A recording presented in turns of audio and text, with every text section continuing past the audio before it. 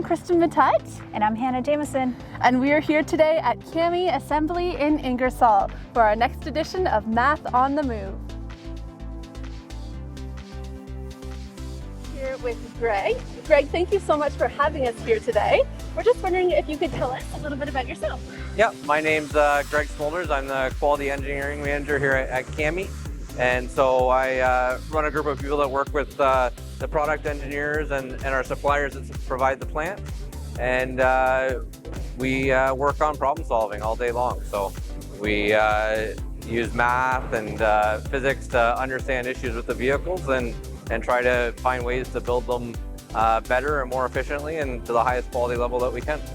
And I love the way that you said we work on problem solving all day long. So would it be okay if we go and explore some of the ways that you use problem solving here now? Absolutely. Fantastic. We'll show you some of the great things we're working on here at Cami. Amazing. We can't wait. Hi, Jen. Thank Hi. you so much for joining Yes, us. no problem.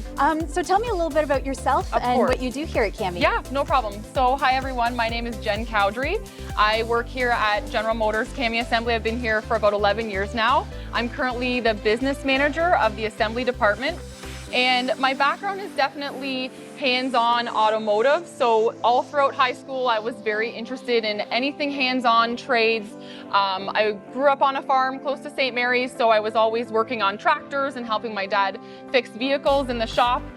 So my love for the trades really grew from there. And all throughout high school, I took all the auto and shop classes that I could.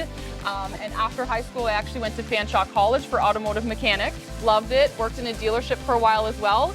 Went right back to Fanshawe for mechanical engineering technician, where I actually did a one-year co-op here at Cami, which was a fabulous experience as well.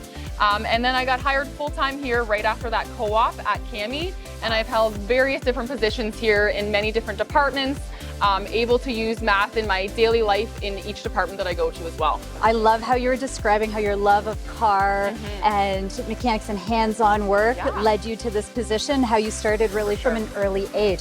Now you mentioned that you use math a lot. Could you tell us a little bit about what type of math, how you use math on a daily basis? Yeah, for sure. So when you're manufacturing vehicles, you maybe wouldn't really know it unless you've been to an assembly plant like this, but you have to use different small tools and jigs as an aid to help you build the vehicle. Okay. So when thinking of those tools, a lot of the times you have to always keep math in the back of your mind to understand how they're going to fit the vehicle, how they're going to fit someone's hand so it's ergonomic and safe when they're using that jig or tool. Okay, really cool. And what is this behind us? So we are the first electric vehicle manufacturing plant in Canada, and this is an electric delivery van. So soon on your roads around your area, you're going to see our vehicles delivering FedEx parcels, and we have many different customers as well that we're working with to help be a delivery provider. So we get the insider scoop. First ones to see this. Very You do, cool. very exciting. We'll be able to see a little bit more of the vehicle later too. That's perfect. Thank you so much. Awesome, Jen. no problem.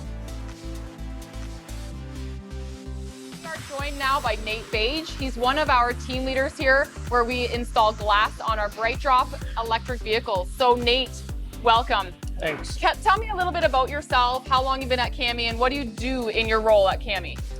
I'm a team leader, glass, like you said. I've been here 18 years, and yeah, I take care of 7 jobs here, and You're a busy guy. busy guy. You got a lot going on. Yep, sure So do. Nate, how does math affect your daily life and your tasks here at Cami? Well, we have to measure the bead on the glass, so there's so many cc's of urethane that gets put on the glass around the perimeter so that it seals to the car. So we have to kind of measure quarterly to make sure that that bead is got enough urethane to put the glass in and have it hold.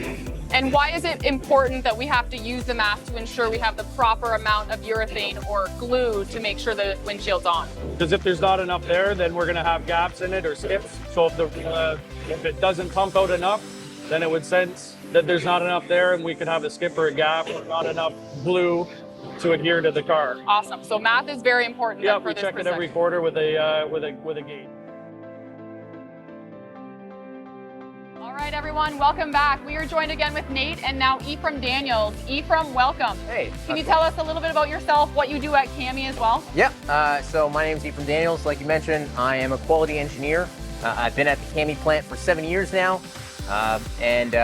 Previously, before in high school and elementary school, I really enjoyed subjects like math and physics. So that's kind of what led me to go into engineering.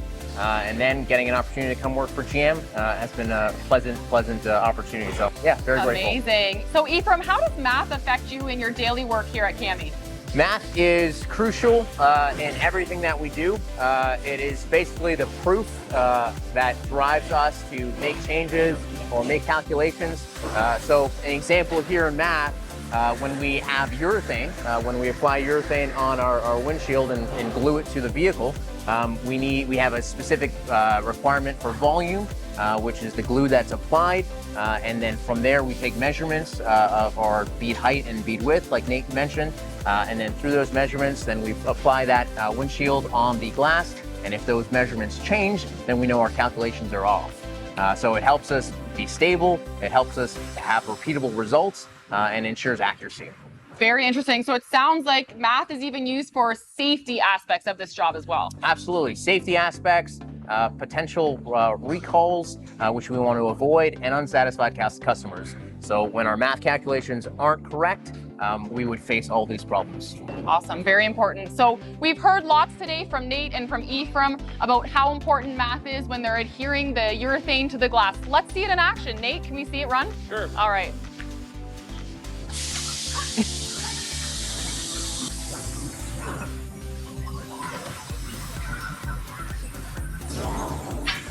So right now, Ephraim, the robot is applying that urethane that you and Nate talked about in that very specific bead, right? Yep, absolutely. And given our requirements, we would ensure that our bead height and bead length are correct based on around the perimeter of the windshield. And then we take that once we know that there's sufficient urethane. We then apply that so we ensure that there's the correct amount and it sticks correctly to the body.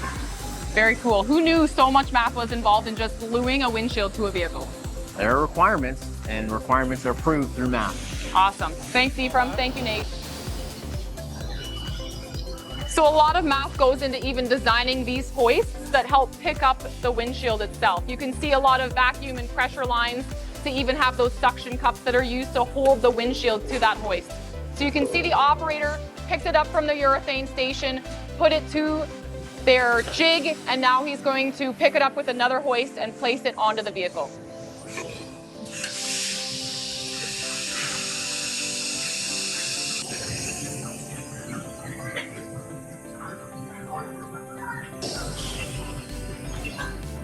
So this is the hoist that will then transfer the windshield from its stand onto the vehicle, and that urethane or that glue that Nate and Ephraim have been talking to, that will stick the windshield to the vehicle.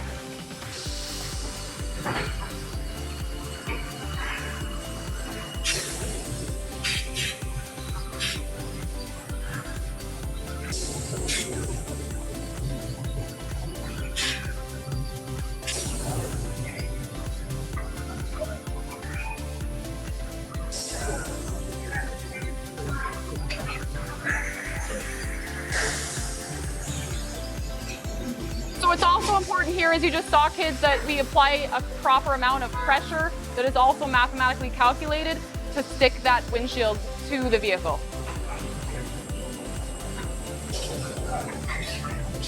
And now you can see some of the operators checking to make sure that the windshield is properly applied. Their urethane looks good, and the vehicle has a safely applied windshield now for the customer. Joined by one of our engineering interns, Joey Falcone. So Joey, can you tell us a little bit about yourself, your background, what you're doing at school, and what you're doing here at Cami with us? Sure. So I've been at Cami for about 11 months now, and I come from Ontario Tech University where I'm studying engineering, and I'm on my second year. So when I'm working over here, I tend to work a lot with a 3D printer, and I use a lot of math to make sure that what I imagine comes to life exactly how I want it. Awesome. Okay. So what kind of background and math skills do you have to use for your 3D printer projects? So if I want to make, let's say, a cap for a post or something like that, I have to take a measurement first using something like a ruler or a caliper, and then I have to use CAD software where I use geometry and principles like dimensioning and tolerancing to make up exactly what I had in mind so that it fits snug and in place for the application that I'm thinking of. So you asked me for an example Yes. of something Wow. that was 3D printed. So this is something that extended this tool by about 1 foot effectively, where the operator can trigger it from down here instead of from up here on a button. So the first step is the bed plate. So for something to be 3D printed, it has to be able to adhere to the first layer. It's like a house, the foundation is the most important part. So opening the door here to the 3D printer, you can now see the 2 feet by 3 feet bed plate here that actually has a vacuum that I'm just about to turn off, sorry. So after turning off the vacuum, I could place the bed plate down, align it to where it has to go, and then I could turn back on the vacuum, and slowly the acrylic sheet that I put down is gonna get forced against here, and I have a very solid foundation that the material can easily stick to when 3D printing upwards. Thank you, Jen. It takes a little while to get a complete seal. It has to heat up first, become more of a flexible sheet, and then afterwards we get a full suction. The printer is going to tell me right here by turning full green that we're good to go, and then I can hit the play button and get the print started. This is like a very large wrench. It allows the operator to hold down to something while someone fastens something at the dead center. Very cool. So again, you use your math, put it in the computer, in the 3D printer, day and a half later, you came up with that, and that's gonna help us build our BrightDrop band. You got it, Jen. If I didn't measure this right, then these holes might not have aligned with the bolts that they're supposed to be holding. Awesome, Joey. Math is very important to all of us. Absolutely.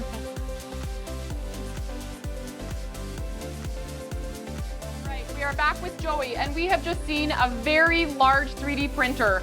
But now we also have another 3D printer that maybe you're used to seeing in some of your schools, maybe local libraries, maybe even at home. So Joey, let's hear about this one. How big is this one? Sounds good. This one's a lot smaller. It's 330 millimeters by about 300. And as you can see, it's going here right now, creating a small print out of a different material as well. Totally different printer, but this one's a lot more affordable. You see it a lot more at different places, especially like you mentioned, Jen, schools. You could have this at home even.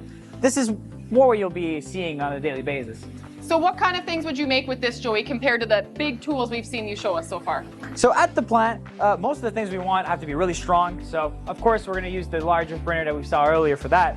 But this is things that are more like small tools or even cosmetic. Right now we have a flower pot being built because we like to have plants on site. So we have a little model here of a cat-themed flower pot that we're printing. All right, everyone, welcome back. Next, we are in the body framing area of Cami. And as you can see behind me, we have these massive robots that are picking up our side body panels and placing them onto the vehicle. So we program these robots using XYZ coordinates, much like you would see in a 3D printer, to tell that robot where exactly to pick up and where exactly to place that side body onto the vehicle. And some of our operators then take their torque tools, they go into the cell once the robot is finished, and they use math in their daily life to ensure that they achieve the proper torque when they are fastening the side body to the vehicle. This is also very important to ensure that these panels are properly fastened to the vehicle.